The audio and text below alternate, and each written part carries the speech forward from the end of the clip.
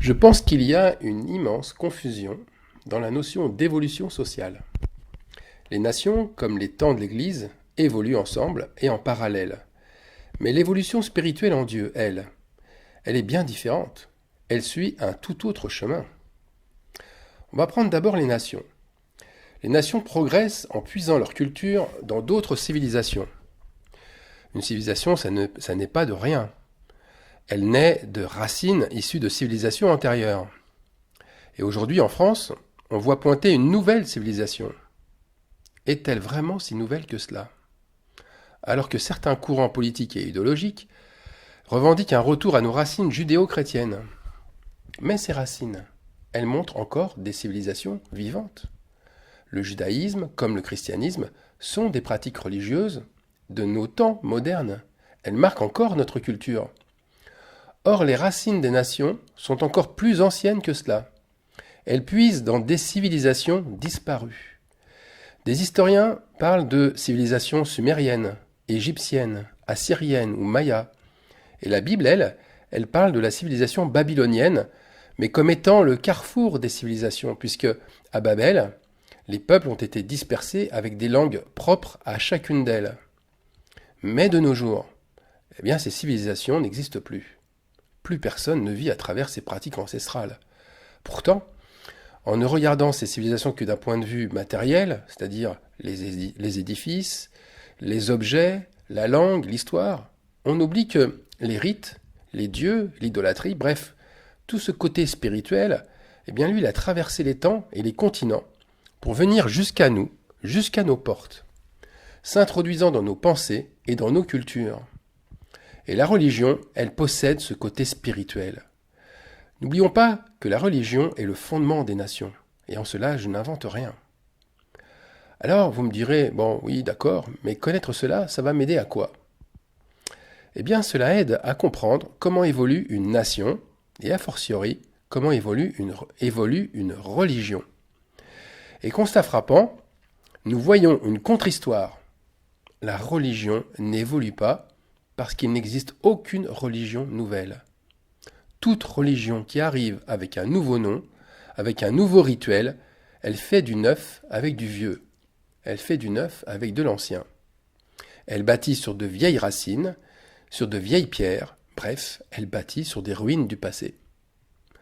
Alors celles et ceux qui pensent avoir balayé, par exemple, les idoles de leur vieille tradition, en acceptant la foi évangélique, ils font une grossière erreur. Parce que les évangéliques, ils pensent avoir réellement balayé, par exemple, le catholicisme. Mais ils ont toujours des vestiges de ce courant. Ce n'est pas en brisant les statues, en changeant les cathédrales en temples, en transformant l'homélie en sermon, en remplaçant la messe par le culte, ou les prêtres par le pasteur, ou encore en abandonnant les vêtements ecclésiastiques au profit du costume-cravate, qu'on bannit le catholicisme. Ils n'ont pas jeté le médicament empoisonné, ils lui ont changé simplement la forme et la couleur, bien sûr avec un bel emballage moderne. Ils ont fait croire que la réforme avait tout changé, que Martin Luther, qui est le père du protestantisme, avait fait un grand pas en avant, puis ensuite que le courant méthodiste avait procédé de la même démarche innovante, comme celui des baptistes et celui aussi des pentecôtistes. En fait, on aurait gardé ce qui est bon et jeté ce qui est mauvais. Les réformes de l'Église des Nations ont eu comme effet ce que le développement durable fait avec les matières premières. Qu'est-ce que le développement durable fait avec les matières premières? Bien, elle les recycle. Eh bien, les réformes ont recyclé plutôt qu'innové. L'Église des Nations, elle montre un éternel recyclage. Comme l'écrivait l'Ecclésiaste, il n'y a rien de nouveau sous le soleil. Ce qui a été, c'est ce qui sera, et ce qui s'est fait, c'est ce qui se fera. Alors on voit bien que l'erreur, c'est toujours de croire que tous auraient mis une pierre nouvelle à l'édifice pour qu'au final, on puisse retrouver la même religion que celle des premiers chrétiens. Cette religion qu'ils avaient embrassée au 1er siècle et qui provient directement de Jésus-Christ. Eh bien, c'est une erreur qu'entretiennent les différents groupes chrétiens, comme les autres d'ailleurs. Ils veulent laisser croire à un simple renouveau qui n'est qu'un simple remplacement, une simple substitution. C'est un véritable tour de passe-passe, comme la magie le ferait. Le renouveau spirituel des religions est une imposture. Il n'existe pas. On peut dire que la matière première qui a été jetée et qui a été mise à la poubelle, eh bien c'est la même de génération en génération et de nation en nation. C'est la même pierre, c'est le même fondement diabolique. Maintenant, Dieu, par son Fils Jésus-Christ, il n'est pas venu fonder une nouvelle religion. Il n'est pas venu fonder ou remettre une nouvelle matière première. Il n'est pas venu transmettre un modèle non plus. Non, il n'y a pas de modèle. L'Église n'est pas celle de Jérusalem, ou elle n'est pas éphésienne, elle n'est pas non plus laodicienne. Christ est venu poser une nouvelle pierre, un nouveau fondement. Il est venu annoncer que l'Église, c'est le royaume de Dieu, et que c'est une volonté du ciel qui se fait sur la terre comme elle est faite au ciel. Et donc, seuls ceux qui ont le Saint-Esprit sont en mesure de faire cette volonté, et surtout de la vivre. Alors s'ils ont le Saint-Esprit, ça veut dire qu'ils n'ont pas besoin d'un modèle, ou qu'on leur montre comment faire, puisque le Père leur montrera en temps voulu. Jésus a dit à Simon-Pierre un mystère à cette occasion. Et ce mystère, qu'est-ce qu'il embarrasse les religions? Parce que chacune d'elles pense alors mettre la vraie pierre à l'édifice. Et cette pierre, en fait, elle crée le plus grand bazar qui soit.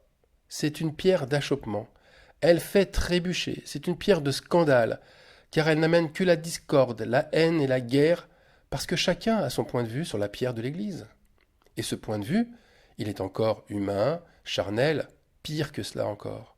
Il est induit par des incrédules qui ont dans la réalité rejeté la vraie pierre. Simon-Pierre, dans sa première épître, le confirme ainsi. Mais pour les incrédules, la pierre qu'ont rejetée ceux qui bâtissaient est devenue la principale de l'angle, et une pierre d'achoppement et un rocher de scandale. Ils s'y heurtent pour n'avoir pas cru à la parole, et c'est à cela qu'ils sont destinés. Oui, ils se heurtent sans cesse à la vraie pierre.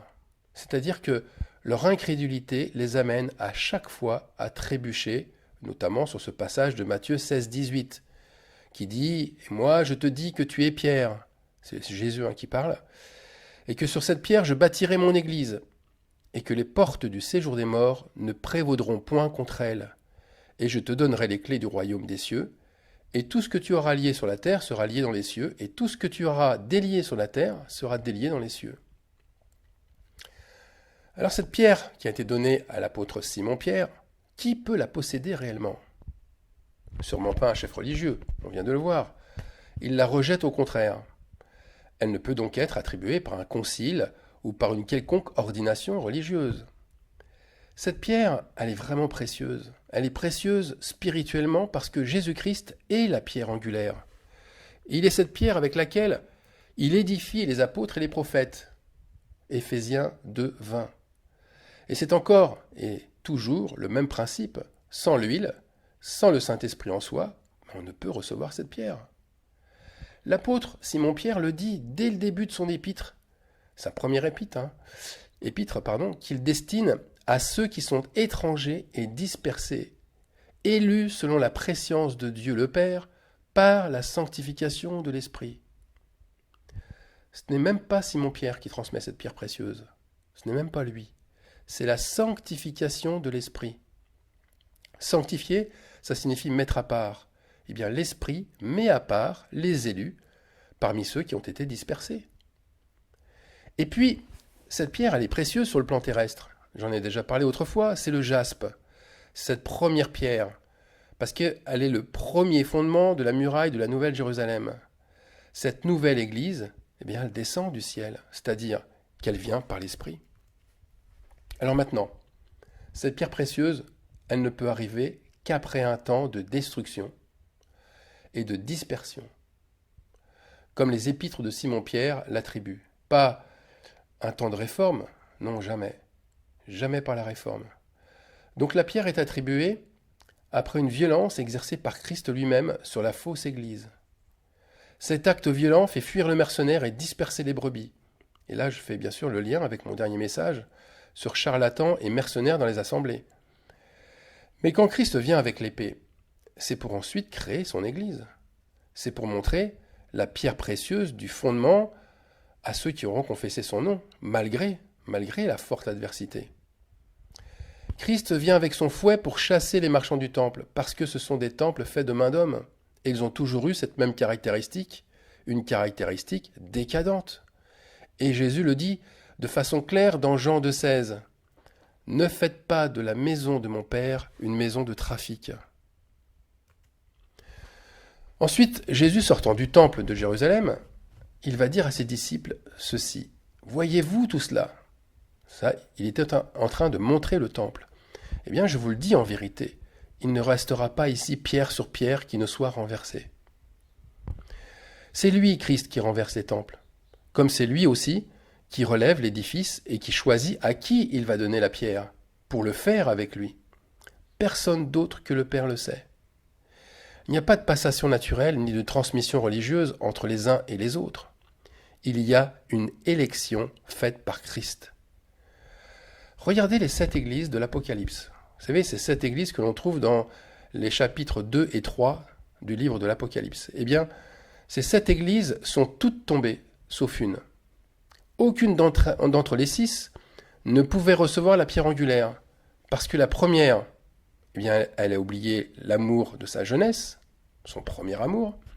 La deuxième, elle a montré des croyants déguisés en saints, alors qu'ils ne cessent de calomnier les autres. La troisième, elle a été qualifiée de trône de Satan. Quant à la quatrième, une prophétesse enseignait et séduisait les serviteurs pour les pousser à pécher. La cinquième, elle, a été qualifiée de morte, car elle n'a pas gardé ce qu'elle a reçu au départ. Quant à la septième, elle a été jugée tiède, malheureuse, misérable, aveugle et nue. Seule la sixième, elle, a plu à Dieu. Et pourquoi ?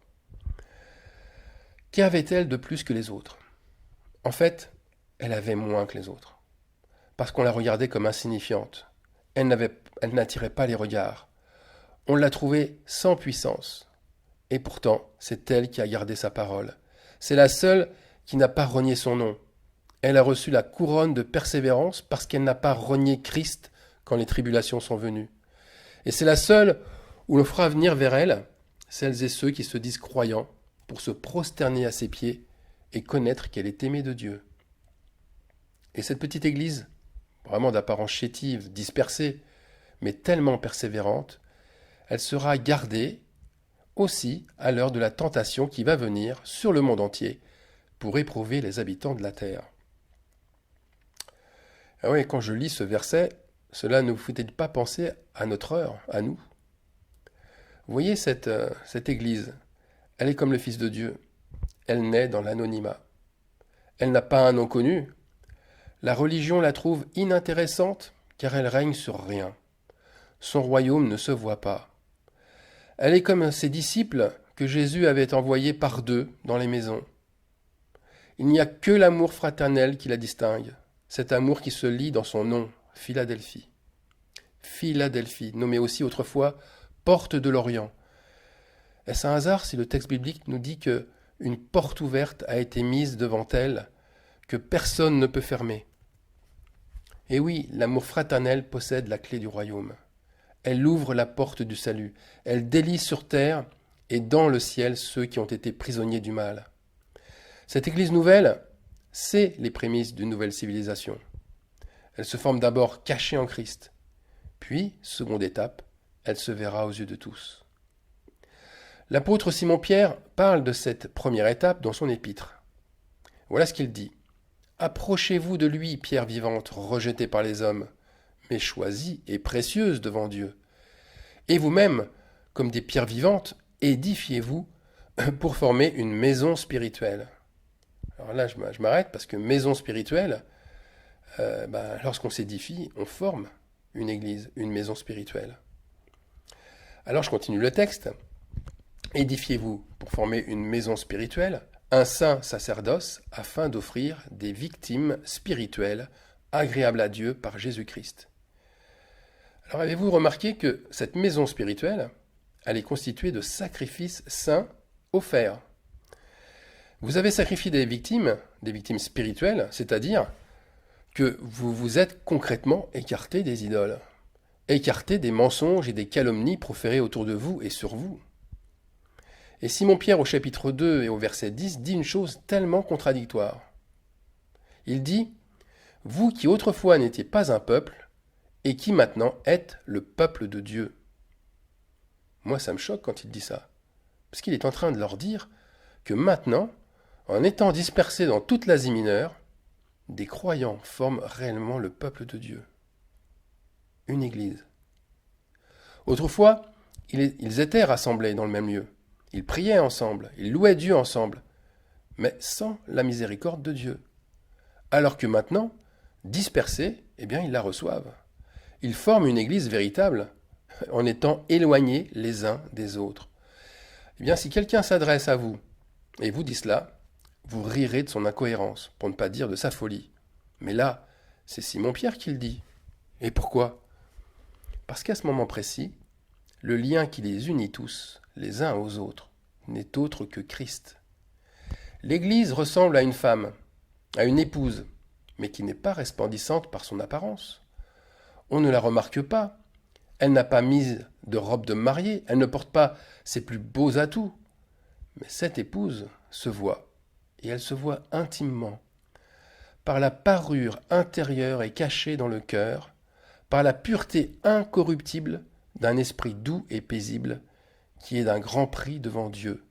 1 Pierre 3, 4. Amen.